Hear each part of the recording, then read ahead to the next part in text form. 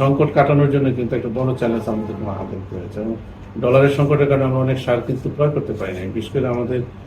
জি বলে আমরা সরকার টু সরকার যে বিভিন্ন জায়গা থেকে আমাদের সার আনার যে আমদানি যে প্রক্রিয়া ছিল, সেখানে বেশ কিছু দেশ কিন্তু তারা আমাদের সারের দাম যথাযথ সময়ে আমরা যদি ডলার সরবরাহ করতে পারি নাই, সে কারণে কিন্তু আমাদের একটা বড় রকমের সারের সংকটের একটা সম্ভাবনা দেখা দিয়েছিল গত বছর। তবে এই সরকারে এসে আমি খুবই কৃতজ্ঞ মাননীয় প্রধান উপদেষ্টাকে থেকে ধরে সকল উপদেষ্টা মহোদয়গণ, আমার উপদেষ্টা সার্বক্ষণিকভাবে এবং বিশেষ করে ক্যাবিনেটের যে সিসিটিভি কমিটি আছে সেখানে সকলে আমাদেরকে অর্থ উপদেষ্টা মহোদয় এবং আমাদের অর্থ সচিব, অর্থ বিভাগের গভর্নর মহোদয় সহ সকলে কিন্তু আমাদেরকে ব্যাপকভাবে সহায়তা করেছেন, যার কারণে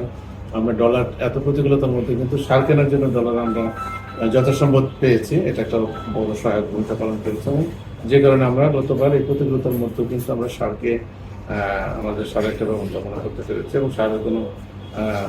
কি বলবো যে সংকট কিন্তু সেভাবে ছিল না। হয়তো দুই চার জায়গায় আপনারা দেখেছেন, সাংবাদিকরাও বিভিন্ন সময় তাদের রিপোর্টে বলেছেন যে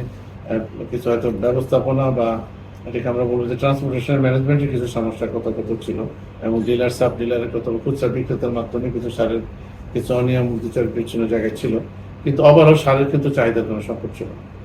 এইবার আমরা আসলে সার নিয়ে যে ইদানিং যে একটা বিষয় নিয়ে কথা হয়েছে, আপনি যেটা আরো বিশেষ করে জানতে চাইলেন, যেটা বলতেছিলেন, আমরা খুব স্পষ্টভাবে বলতে চাচ্ছি যে আমরা এই সার কিন্তু বেশ কিছুদিন ধরে একটা বিশেষ গ্রুপের, যেহেতু একটা বড় ব্যবসা, একটা ভিন্ন রকমের ব্যবসা, একটা বিশেষ গ্রুপ কিছু সংখ্যক গ্রুপের কাছে কিন্তু এক ধরনের এই সারের ব্যবস্থা আমরা একটা সিন্ডিকেশনের মতো করেছিল, আমি বলবো এটাকে। আমরা যেটা চাই, বিশেষ করে প্রাইভেট যারা মানে সারগুলো আমাদের টেন্ডারের মাধ্যমে যারা আনতেন, এই আগে যে নীতিমালাটা ছিল সেই নীতিমালার চাইতে কিন্তু আমরা এবারই প্রথমে অন্তর্বর্তীকালীন সরকার আসার পরে আমরা মন্ত্রণালয় থেকে যে সিদ্ধান্ত নিয়েছি যে আগে একটা, আমি একটু যদি সংক্ষেপে বলি, আগে এরকম ছিল যে টেন্ডারে তো যদি আমি 3 লক্ষ মেট্রিক টন সার আনবো প্রাইভেট,